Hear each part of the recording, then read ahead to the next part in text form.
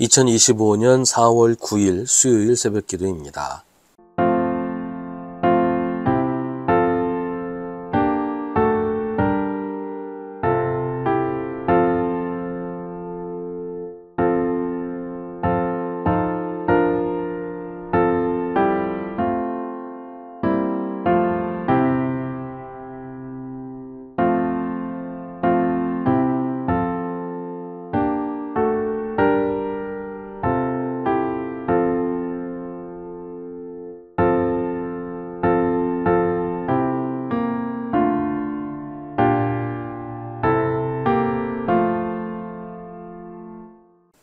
시편 20편 1절부터 9절입니다. 우리 임금님께서 고난 가운데서 주님께 기도하실 때 주님께서 임금님께 응답하여 주시기를 원합니다. 야곱의 하나님께서 친히 임금님을 지켜주시기를 바랍니다. 성소에서 임금님을 도우시고 시온에서 임금님을 붙들어 주시기를 원합니다. 임금님께서 바치는 모든 제물을 주님께서 기억하여 주시고 임금님께서 올리는 번제를 주님께서 기쁘게 받아주시기를 바랍니다. 임금님의 소원대로 주님께서 임금님께 모든 것을 허락하여 주시고 임금님의 계획대로 주님께서 임금님께 모든 것을 이루어 주시기를 원합니다.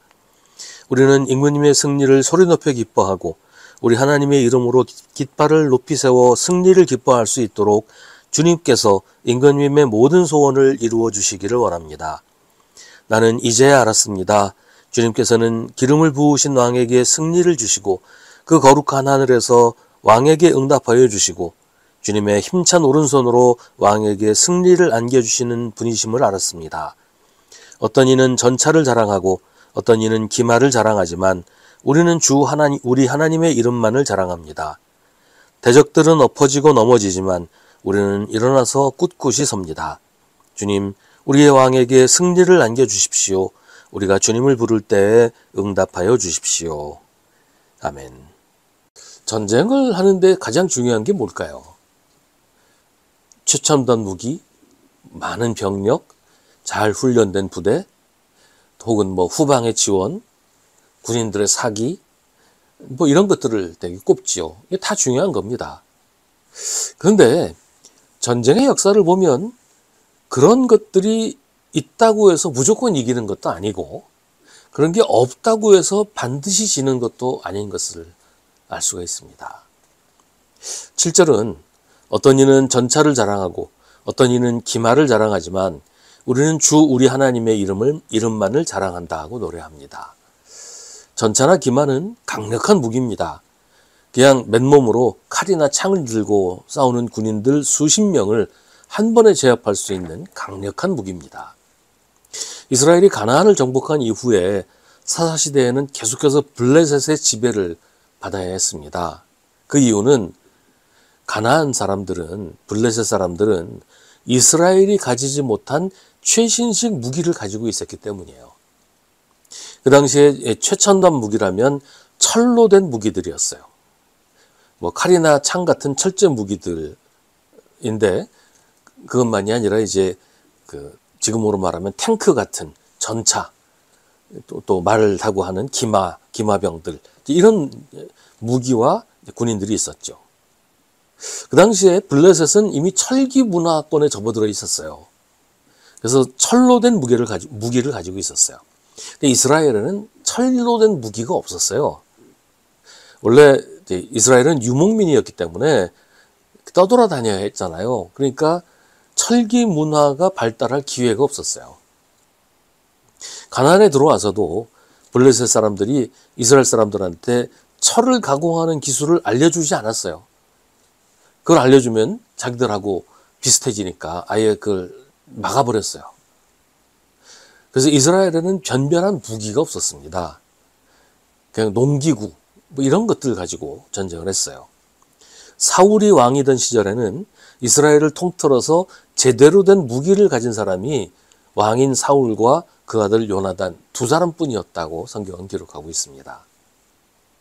그런데 그런 강력한 무기를 가진 블레셋이 항상 이겼을까요? 이스라엘은 항상 지기만 했을까요? 그렇지 않아요.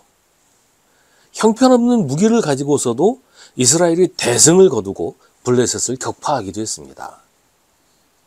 성경을 보면 이스라엘이 블레셋한테 패배했던 것은 무기가 없어서가 아니라 하나님을 믿지 않을 때였어요. 하나님을 믿지 않고 우상을 섬기면 블레셋이 쳐들어와서 이스라엘을 짓밟았어요. 그러니까 무기 때문에 졌던 게 아니었어요. 하나님이 싸우시면 이겼습니다. 그 형편없는 무기를 가지고서도 하나님이 싸우시면 이겼고 이스라엘이 하나님을 버리면 항상 졌습니다. 그러니까 하나님께서 이스라엘의 편이 되어서 싸우시는 전쟁은 언제나 이스라엘이 승리했는데 하나님이 이스라엘의 편이 되어 싸우는 전쟁이 뭡니까? 이스라엘이 하나님을 믿고 하나님께 순종하면 전쟁이 일어나도 항상 하나님께서 그 전쟁을 이기셨다는 거예요. 이스라엘이 이기게 하셨다라기보다 하나님이 이기셨다라고 설명할 수가 있는 겁니다.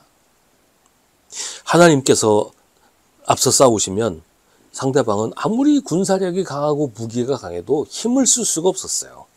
하나님이 싸우셔서 이긴 후에 이스라엘이 교만해져서 하나님 없이 우리끼리 하겠다.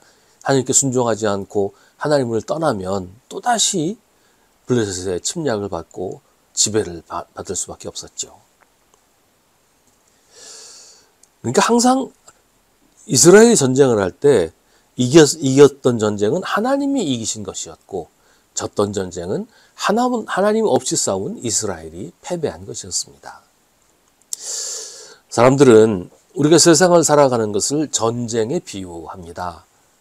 세상은 싸움터야, 세상은 전쟁터야, 뭐 그런 얘기 많이 하지요. 세상을 살아가는 전쟁에서 우리는 무엇을 가지고 싸우고 있을까요? 무엇으로 승리할 수 있을까요?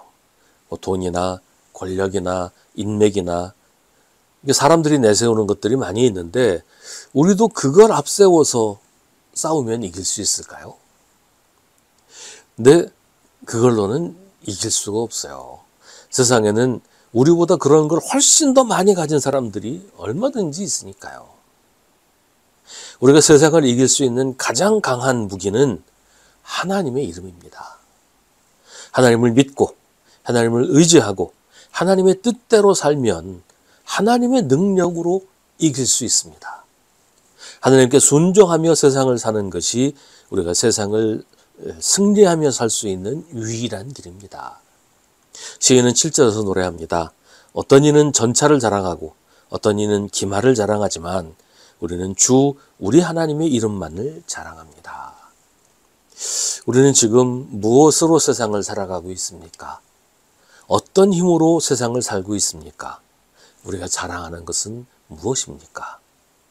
우리는 정말로 우리 주 하나님의 이름을 자랑하고 있습니까?